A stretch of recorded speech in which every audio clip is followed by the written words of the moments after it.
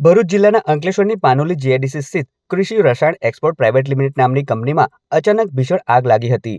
આગ લાગતા જ સમગ્ર વિસ્તારમાં અફરાતફરીનો માહોલ સર્જાયો હતો. બનાવની જાણ થતાં જ તાત્કાલિક ફાયર વિભાગની ટીમ ઘટનાસ્થળે દોડી આવી હતી, જ્યાં આગને કાબૂમાં લેવા માટે અંકલેશ્વર અને પાનોલી વિસ્તારના 15થી વધુ ફાયર ફાઇટરોની મદદ લેવામાં આવી હતી. આગની ગંભીરતા જોતા ફાયર વિભાગ દ્વારા મેજર કોલ જાહેર કરવામાં આવ્યો હતો. ભારે જહેમત બાદ ફાયર ટીમોએ આગ પર કાબૂ મેળવી લીધો હતો. આગ લાગવાના સમયે કંપનીમાં અંદાજે 80 જેટલા કામદારો હાજર હોવાનું જણાવાયું છે.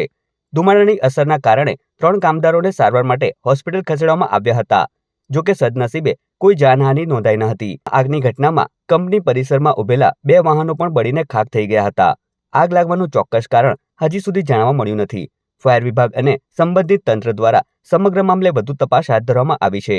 અંકલેશ્વર પાનોલી જીઆઈડીસી ખાતે ક્રિસ રસાયણ પ્રાઇવેટ લિમિટેડ કંપની આવેલ છે, જેમાં આજે સવારે 5:45 કલાકે આગ લાગવાનો કોઈ અગમ્ય કારણસર બનાવ બનેલ છે, જેમાં અંદર 80 જેટલા મજૂરો હતા, લેબર. એમને સહી સલામત બહાર કાઢવામાં આવેલા છે. 3 જણને ધુમાડાની અસર થઈ છે, જે ખરોડ ગામે હોસ્પિટલમાં ટ્રીટમેન્ટ સારવાર આપેલ છે.